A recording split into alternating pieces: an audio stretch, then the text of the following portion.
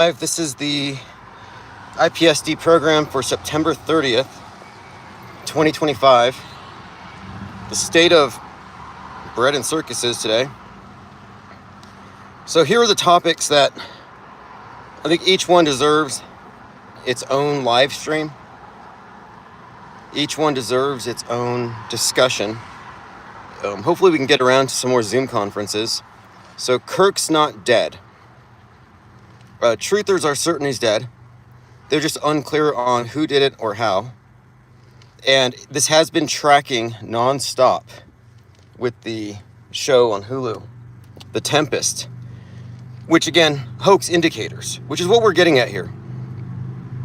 For me to believe that he's actually dead, whoever is trying to assert he's dead, whether it's media or misguided truthers, you have to first deal with the hoax indicators. Deviations from protocol, the readily implementable political agendas, predictive and concurrent programming.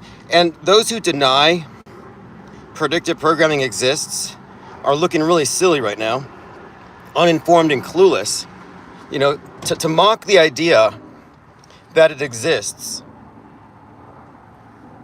is completely out of touch. Now, you can disagree on what it means. A lot of people, their minds are blown, which to me is just weak-minded. Like, oh, I see a contradiction. Reality's fabric must have torn. No, let's not be simple. Planted red herring conspiracy theories and truther bait. Now they're saying that the shooter, and this is so template, that he's MK Ultra. Alex Jones is running with that, just like Oswald. Well, if you remember, John Frankenheimer, who directed the Manchurian Candidate, made it about the mind control assassin thing. That's when it started. They applied that to JFK. They're applying it here. Narrative over facts, Scooby-Doo justice. Yeah, we got the entire story in one episode. Let's find out who really did it. And then they take off the mask, read the messages. So within a few hours of the shooting, before the funeral even, we knew who did it without any investigation. No crime scene tape, no forensics. Nope, we knew because the media told us. So that's narrative over facts. Yeah, Bitcoin Pleep says predictive programming is a way to trick people into thinking they live in a sim. Well, what it actually is, it is indicative of our pre-scripted simulated news events that manipulate our history. I mean, I'm not saying everything's fake. I shouldn't even have to say that at this point. But I am saying that fake permeates the media ecosystem and tends to dominate it. But the deliberate misinformation about it is what has people thinking they're in a sim. The whole simulation theory, which is pushed by Joe Rogan and Neil deGrasse Tyson, the whole thing is misinformation so you don't accurately figure out what's going on. Shills. So now, shills are not a conspiracy theory. They are revealed by their behaviors, by the positions they take, the predictable positions, and the hard lines they stand on. Anyone who cannot cross the bloody guardrail is a shill. Owen Schroyer is not a journalist. He's not an investigator. This applies to all of these. Ian Carroll, Candace Owens. They're not investigators. They're not researchers trying to uncover the truth. So they're all just bread and circus clowns, but they're propagandists. I mean, they may have some entertainment value, I guess, if you like being lied to, if you get off on that. But honestly, what needs to be done is those who are still behind the bloody guardrail, which is all fake blood, by the way. It's theatrical blood. Those who are there are firmly stuck in the subset of mainstream mediation. You can't help them. They're no help to you, but they need to be ignored or studied, rather. Like, I'm not saying turn them off. I'm saying they're getting paid from the PSYOP entertainment complex. You don't need to support people who are behind the bloody guardrail. Just study them as an anthropologist. You have to be objective about it. Like, why are they promulgating this specific talking point? And it all comes very clear when you watch how they react predictably to every single psyop, and how, like, Candace Owens is on second shooter number 30. She's like, oh, this is the one. She's basically running through every single possible scenario except for the one that starts with the idea that maybe he's not dead.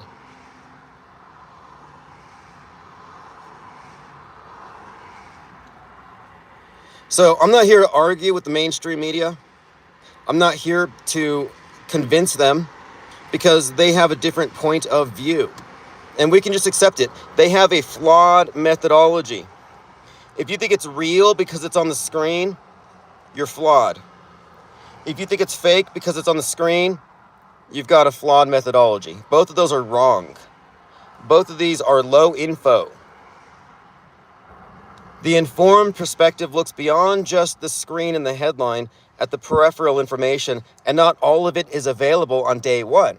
So if you walked away from the Charlie Kirk thing day one convinced that he was dead, you didn't have enough information to arrive at that. And you did not address the hoax indicators, many of which didn't even emerge until day 3 or 4.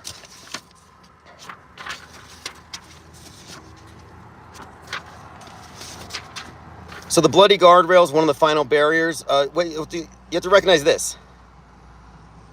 It's a magic show, not a snuff film. If you think you're watching a snuff film, they tricked you.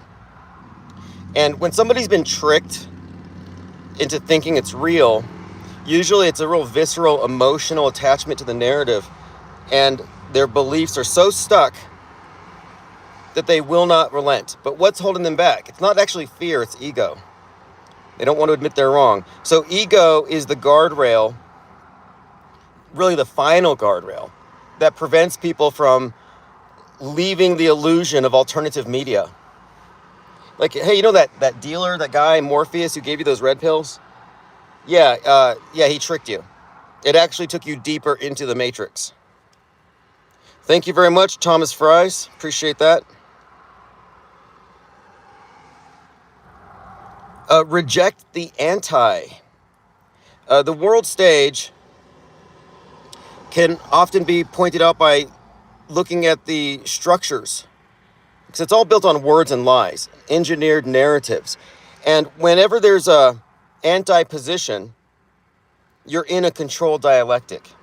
And so a lot of people are stuck here because they don't like Bill Gates, they don't like Dr. Fauci, so they're like, well, I'm an anti.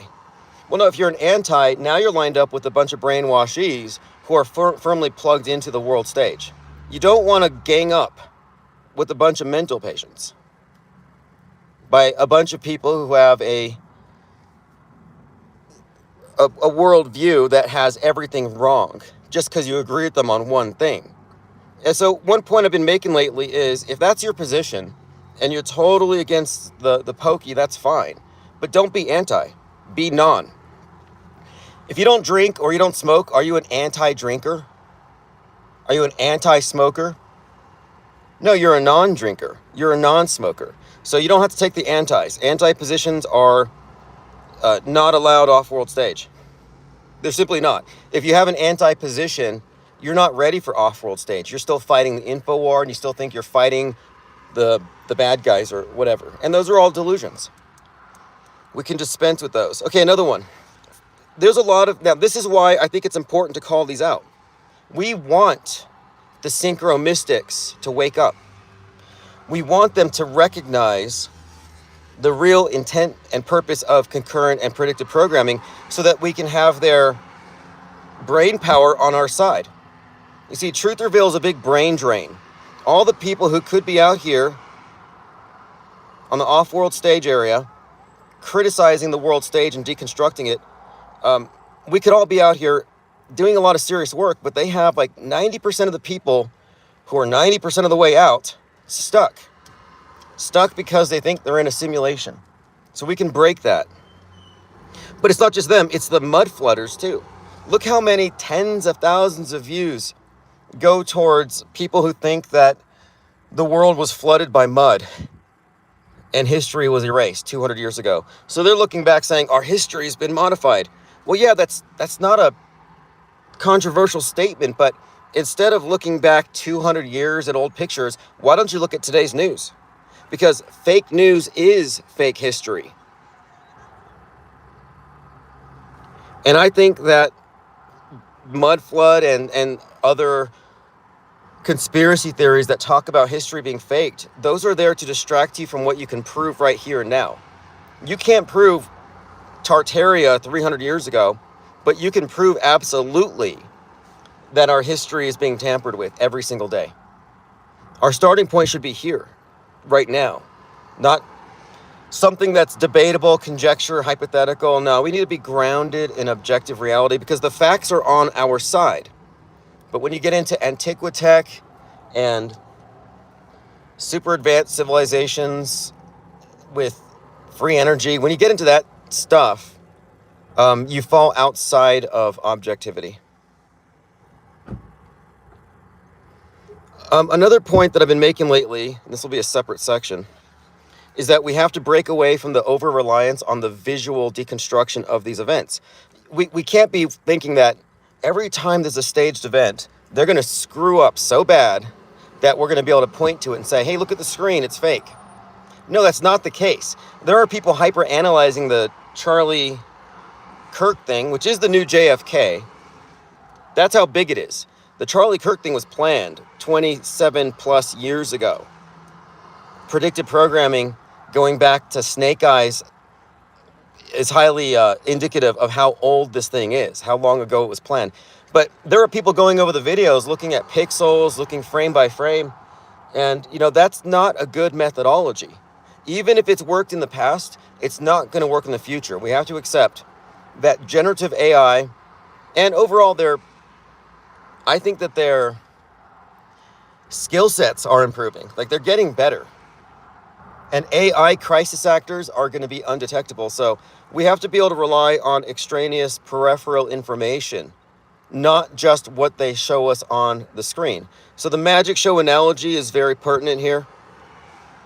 If you're sitting in the audience, you have to accept that the magic trick is going to trick you. But don't think it's magic. Recognize it's a trick. So when you're watching these staged events, it's going to fool your eyes. But you have to rely on more than just your eyes. And that's why I've been talking about the blindfolded skeptic. Hank G says they're clowning us. Snake Eyes keeps appearing on my feed. Well, they've blown up Snake Eyes. And I believe they've blown up Snake Eyes so they can totally control the predictive programming narrative. Because the people looking at Snake Eyes, their minds are blown. They're going crazy. They think they're video game characters. And it's like, no, if you look at Hulu's The Tempest, it completely debunks that. Copaesthetic, appreciate that. Look, 17 months. Member of this channel. So then next is points of view. Confucius says the beginning of wisdom is the ability to call things by their right names. So if you're a mainstreamer, that's what you are. So the world stage is really your point of view.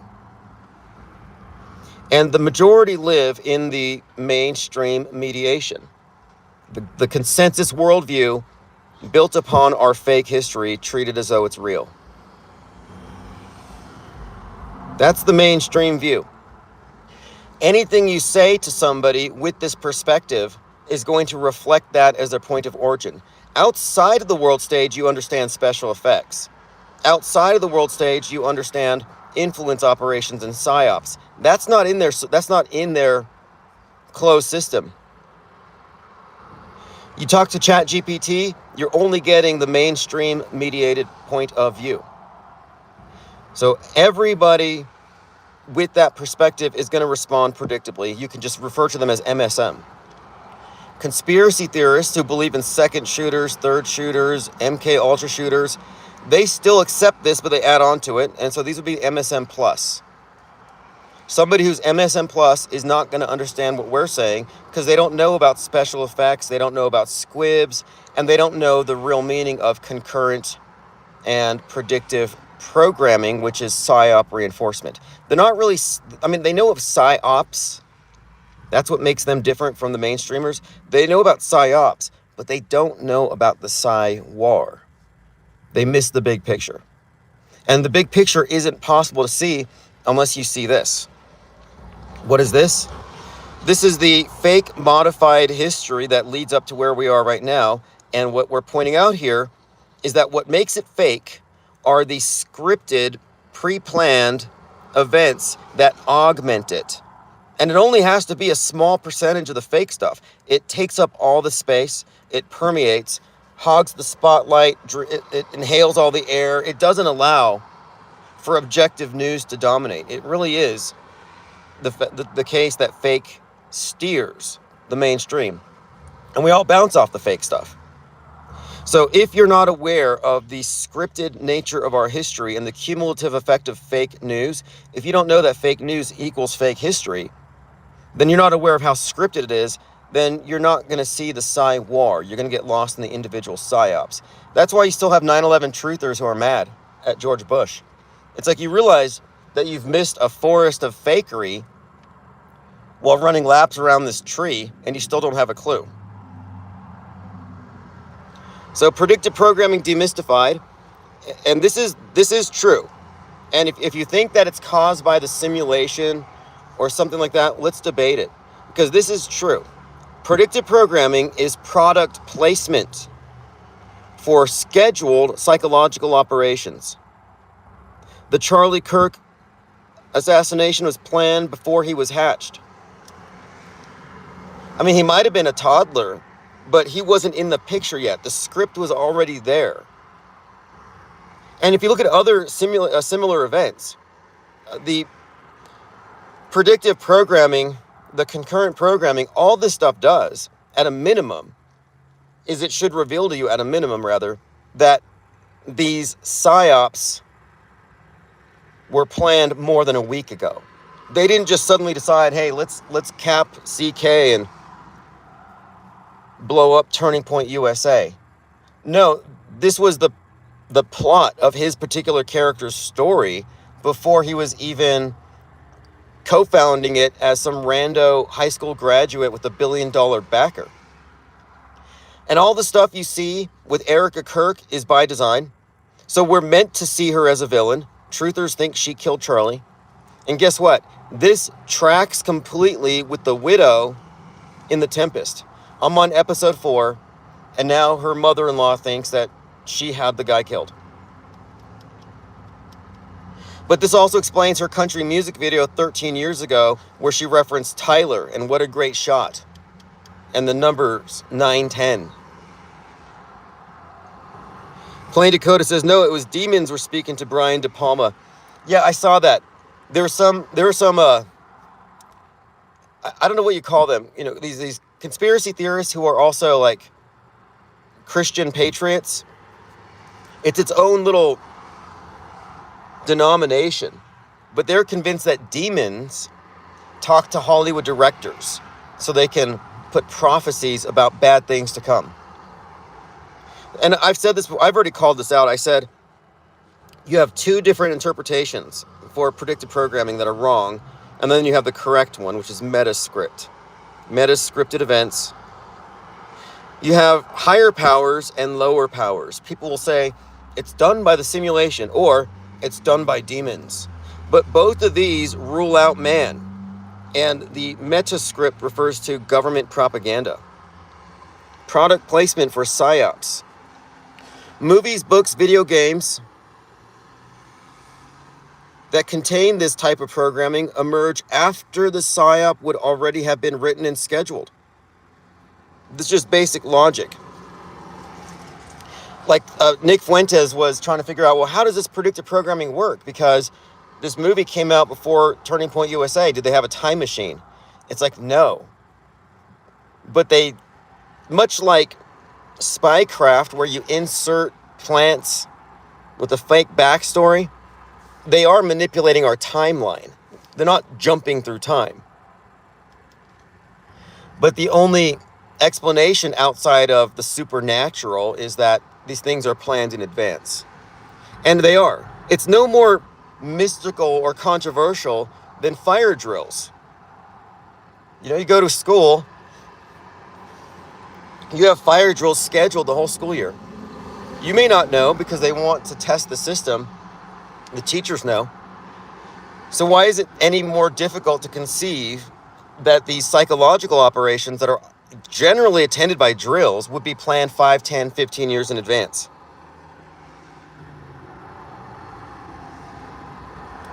Yeah, I'm out.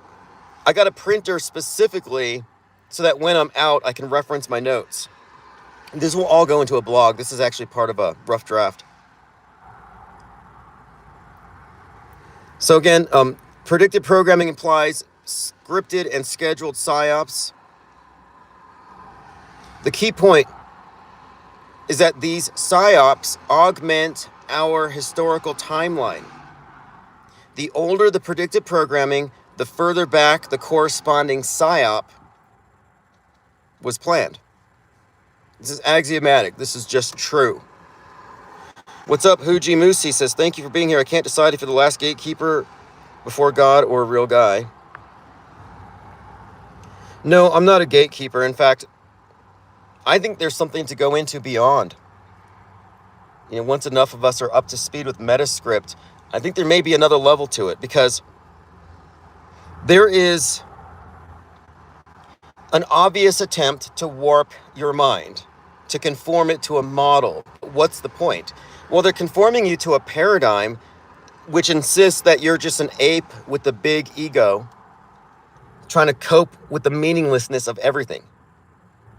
But I don't subscribe to that paradigm. I happen to think the universe is actually made of meaning itself. So why would they put us into a system of thinking, in a closed informational system with false explanations, if they didn't just want to conform us to this particular box, to this model? If they wanted to reduce us to our meat suit. So I think there's an element here that we could get into at some point. Another thing too, calling news fake and staged is not just comments. It's actually easy. It's lazy. Oh, it's all fake. Too many people just say things are fake. So just because somebody says stuff is fake doesn't mean they're a valid source. If they're not connecting predictive and concurrent psyop reinforcement to the script and the long-term manipulation of history, they're not up to speed. So this isn't about calling people shills. This is not about suggesting that people are agents. This is about saying, hey, your operating system is outmoded. We don't listen to mainstreamers to tell us what's going on. Why would we listen to alternative media people to tell us what's going on? And if they're still buying into the framing of events as truthers see them, they're not up to speed because they don't know about Metascript. When they're confronted with these, like Snake Eyes and Erica Kirk's video, when they're confronted with like the Hulu Tempest thing, if their go-to response is, my sense of reality is shattered, okay, well, they broke down. If you break down because you can't compute that and figure it out, your operating system needs to be updated. Ours is updated. You're welcome to join us.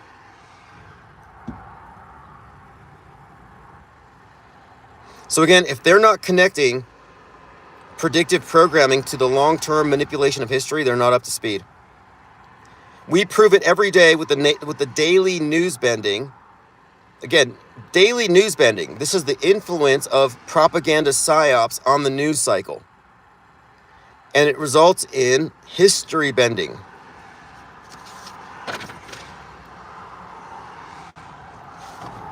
Someone asked me, do you think Futility and the Wreck of Titan were written before the Titanic? Was this predictive programming or coincidence? And there were several examples. Look, this is how far back it goes. Every major historic event we can look at seems to have been attended by, quote, predictive programming. So as a rule, predictive and concurrent programming reinforce the staged, simulated events. The Titanic story, I believe, is a metaphor for the fall of the West, sinking of the West. And so these various books are very consistent with what we would expect predictive programming to be. And what would be the purpose? To establish the narratives around the sinking of the Titanic in the minds of those who would consume the news of the fake event. It's like planting suggestions. And this is very effective. Like there's that, what is it called? There's some kind of, the effect of the group on consciousness. There's an actually effect for it where you ask a group of people to watch a video where a red car crashes into a wall. And you ask group A, how fast was it going when it crashed into the wall? And you ask group B, how fast was the vehicle traveling when it impacted the wall? The people who hear the word crash will perceive it as having gone faster than those who hear a more clinical term, like impacted. And so the language we use to describe things actually affects our perception of them. So for example, saying something in advance is gruesome or shocking, it sets the stage for how you're going to interpret it. And so they're using predictive content to influence how you perceive it and also to steer you along predictive paths. So you're already prepped to accept a certain villain or a certain hero or a martyr.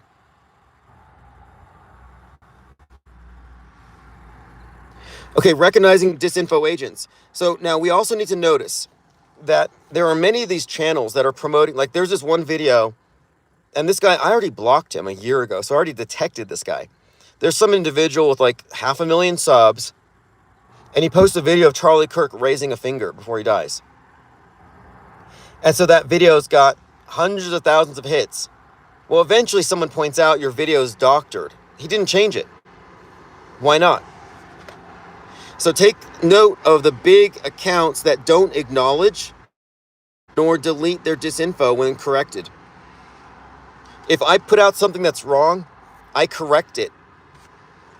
You know, the approach of journalism or even a scientific methodology is about testing, recognizing failures and flaws, and making corrections, constant course corrections. Disinfo agents never say, oh, I was wrong. And it's because they don't have a scientific methodology. They're not journalists, they're propagandists. So if somebody posts wrong info and they don't apologize to their subscribers and try to correct course, then it means that they're not seeking course correction. If they're not seeking course correction, they're merely propagandists.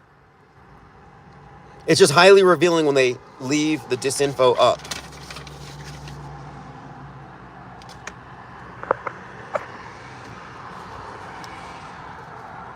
Going through your comments. Plain Dakota says, my theory, it is to keep us at the bottom of a pyramid scam, because all pyramid scams are like Amway, require a cult with true believers and all the power, influence, money, and knowledge cipher up. Yeah, the ultimate pyramid scam is the Illuminati. You know, I think it's true that when you look at let's say the world stage. So you got the world stage, you got your mainstream perspective, and you got your alternatives. And then you have those who rule over, the programmers. But here we are outside the program. We are the deprogrammed. Unlike the programmers, we fully step out of the box. I'm convinced that the programmers are actually mainstream because they know they're disseminating misinformation to hit the conspiracy theorists, to manipulate that entire demographic of free thinkers. And I think they're only let in on a need-to-know basis. So, you know, you can look at all these various celebrities that are involved in psyops or movie directors, what we term metascriptors. There's no reason to think that they're all that high up the pyramid. It would be on a need-to-know basis. So what's nice about our position is we don't have to get a security clearance to find out anything. We don't need blood oaths or NDAs.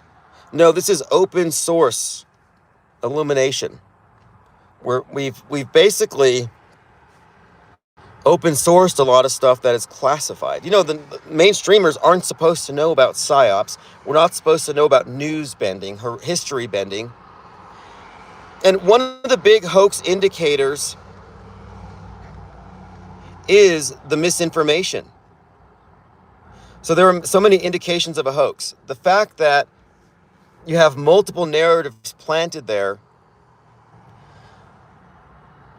to disrupt the people who would reject the story shows that they're actively engaging in this information, knowing it's going to be debated. So they're trying to mislead people. Well, you don't do this for regular events. There's no misinformation about the weather report tomorrow. There's no misinformation lines about traffic jams or anything mundane. No, it's only these fake events where these things are saturated with alternative explanations, red herrings, misleading narratives, truth or bait, where they give you something to think you've got something, and then they rug pull you. Andrea says, some of those involved in the script truly think they're lying for the good of mankind. Yeah, I'm convinced that the people who fake school shootings think they're saving lives. I'm convinced they think it's some kind of benevolent dictatorship.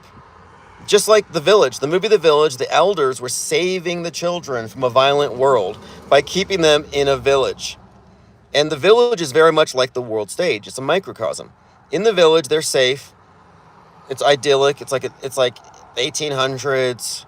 They're living like the Amish. They love their lives. They sing. They go to church. Very happy people. Kind of an agrarian life. But what they don't know is outside the circle is the bloody 20th century with AR-15s and misinformation and hate and all this stuff. They don't know because the elders gatekeep them. And the elders dress up as monsters and prance around in the woods to keep them scared so they never leave. Well, the elders believe they're doing a good thing by keeping them safe and naive. And if you look at the rationale for this kind of manipulation, it goes really far back. I've talked about this before, about how it was Polybius who was writing about how superstition maintains the cohesion of the Roman state, and that it's necessary because the masses are fickle and lawless and destructive, so they need to be terrorized by fear of God.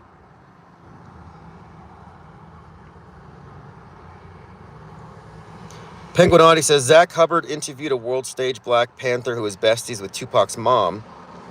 That's what first gave Zach up as a bona fide Fed. Oh yeah, Thomas Crooks. Wasn't Tupac's real name Crooks? Or his mother's name? Well, Zach Hubbard thinks these events are real. So I'm not saying Zach Hubbard is a Fed, but I'm saying that he's got an outmoded operating system. He's still behind the bloody guardrail. And I would imagine it's worse than that, because he's been promulgating for so many years that these are satanic sacrifices, people are dying, that for him to suddenly backtrack would mean he would have to admit that he's been wrong this entire time. That he's made a living off wrong answers, which is fine if you correct it. If you can't admit you're wrong, that guardrail, and I would say it's the final one, is ego. If somebody could prove to me that I've been wrong this whole time and all the news is real, I would live stream about it and I'd say, hey, let's fix this. Where did we go wrong? Let's reverse engineer this course and course correct. Please prove me wrong. It's an open invitation. If you think I'm wrong about Metascript and predictive programming, please, let's debate it. If you think I'm wrong when I debunked chemtrails or false flag theory, let's talk about it. Lord Laney says, word magic, abracadabra. True. The word of the new age, according to the occultists. In fact, I got sort of an informal invite. I ran into some people to go meet a local chapter of the OTO. And they're the ones, that group, they designate that word, abracadabra, as the word of the new age. And it means I create as I speak. And it's all about word magic. It really is.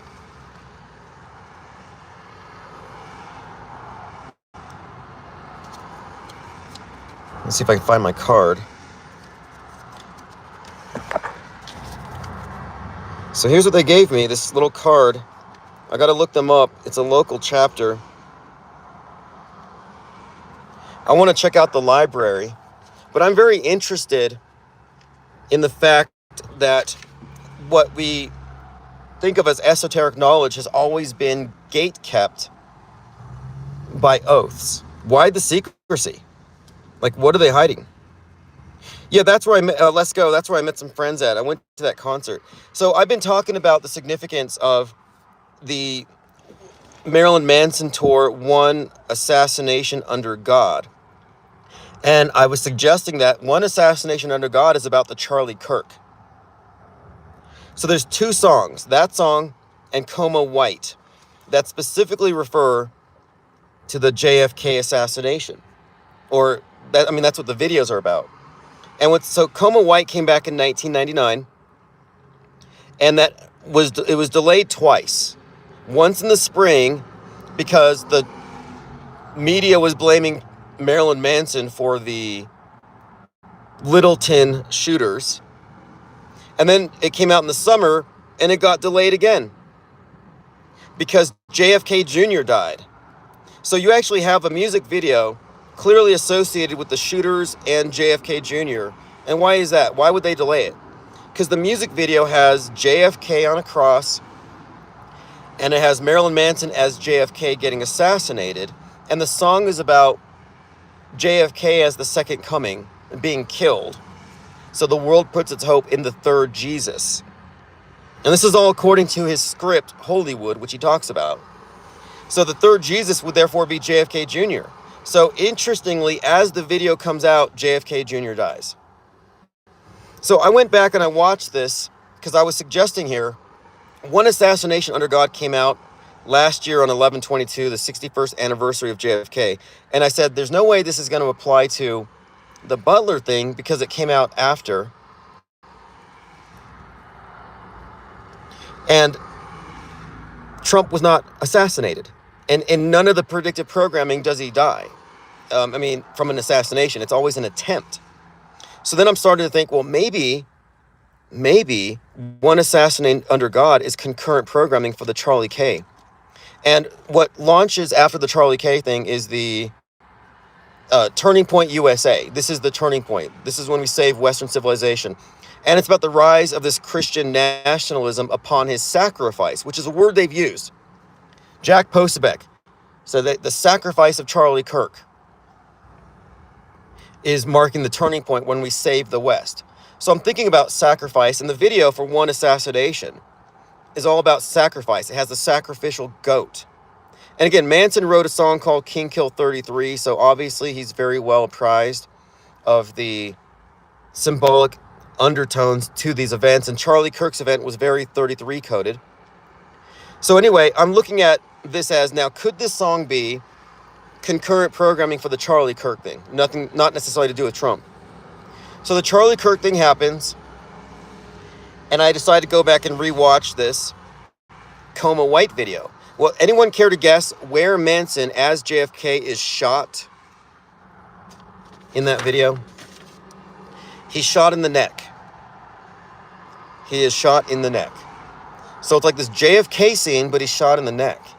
And we've talked about the many overlaps between JFK and Charlie Kirk, which is an ongoing theme. So I go watch the show I go to this place called Revel, and the last two songs he plays, One Assassination and Coma White, those are the closing songs, back to back. And looking back at this particular artist's music's association with various psyops, it's hard for me to think I'm wrong here, especially with the throat shot. And what's more, the entire script for Hollywood about JFK as Jesus is the fundamental story behind Q. If you didn't know about Q, they believe that Q is JFK. I know it sounds crazy, but it's even crazier when you realize that this was a script for a Marilyn Manson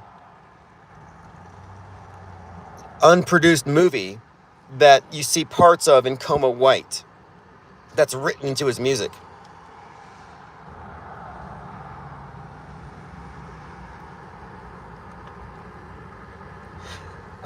When he played Coma White, he wore this black Saturnian cap, a lot of hat changes for some reason.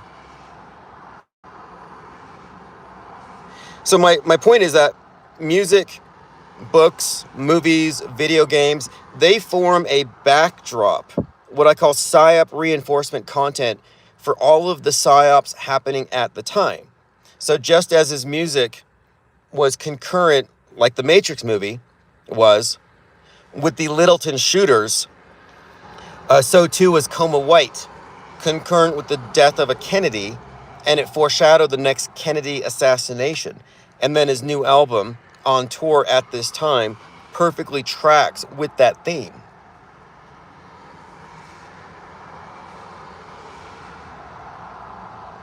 They do put a lot of emphasis on this JFK thing, and I think it's because when we look at PSYOPs, what are they actually creating? They're creating contemporary myths.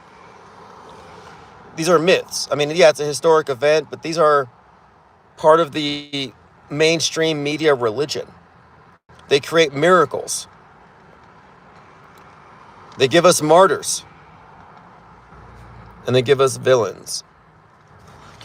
So these psyops are used to influence our history with events and people inserted onto the world stage, historic personages that are the ones that stand out. They're quite literally making history. As far as the Michigan shooting fire, yeah, I kind of went over those last night. I'll have to do a live stream on it. I was recording some stuff.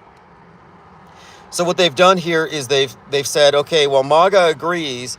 Hey guys, let's go ahead and designate Antifa terrorists because of Charlie Kirk. Well, now a week later, we got two veterans on the same weekend attacking.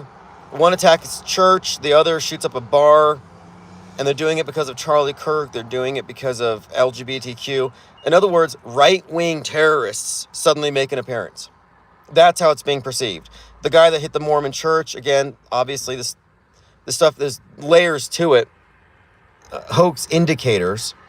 But at a minimum, the big story is, well, if we agree that Antifa is a terrorist, I guess we got to agree that MAGA is terrorists. I guess if we agree that we got to censor the leftists because they're getting radicalized on Reddit to shoot up churches, I guess we got to censor the right-wingers getting radicalized on Discord. We got to take away the guns of the lefties because all the trans shooters. Well, I guess we got to take away the guns of the right-wingers because of the bowl-cut neo-Nazi school shooters. You see how they're getting both sides to agree. This is their Hegelian dialectic in play, and everybody's falling for it. Look how many agendas they advance because of CK. I didn't see any free speech absolutists like Elon Musk standing up for Jimmy Kimmel or South Park. So they've got the right to totally divorce itself from conservative values, from limited government. They've essentially have become fascist, like both sides. Both sides are just fighting over state power and total control. There is no principled limited government, even if such a thing was possible. Because one thing about government is, one, there's only one government. You might think there's many governments. Nah, there's only one, fundamentally. There's only one that does it's monolithic. And government also includes media. You can't separate the two. Media is a branch of government. So is religion. And media is actually supplanting religion. You still have the trad values that attach to religion, but they're still in the mainstream box. They believe in space, which is bigger than heaven. They probably believe in aliens more than angels. So the paradigm is already shifting. What's up, Brandon Q? There is your wrench. Yeah, I'm in Albuquerque. Plain Decoded says, free speech is a myth. I wouldn't say it's a myth. I would say it's... Yeah, it kind of is. I mean, really, what does it matter? They don't give the people in the world stage the language they need to deconstruct it. And that's why we have had to introduce terminology to explain what we're seeing. So many people are like, predictive programming, is it real or is it fake? Like, that term is limiting. That term does not include the stuff that's real-time, concurrently released, which has been a facet of PSYOPs from day one. I mean, you got to go back and look at John Frankenheimer and his relationship with the Kennedys. The director of Manchurian Candidate, associated with JFK and RFK, he drove RFK to his death. He drove him to the Ambassador Hotel. So a Hollywood director makes a movie about mind-controlled assassins. He drops off RFK, who gets killed by a mind-controlled assassin. Okay. So predictive programming is a misnomer. Ninjanomics, what are the topics? Well, we've been talking about the bloody guardrail, how fake news is fake history. We can identify the shills now by their outmoded operating system. Good news, Charlie Kirk's not dead. Well, bad news, good news, depends on how you look at it. Look at all the deceived Christian patriots. Got 900, it was, so they said it was 100,000 people, 90,000. How many people were there at that event? You had 100,000 people crying. Wait, no, it was 99,999 because Erica wasn't crying. But look at all these deceived sheeple. It's terrible. Anyway, we'll be back later to discuss this stuff in Zoom. And I'll put out the blog. This is just a rough draft. I wanted to kind of go through it and add some supplementary material. Thanks for the comments.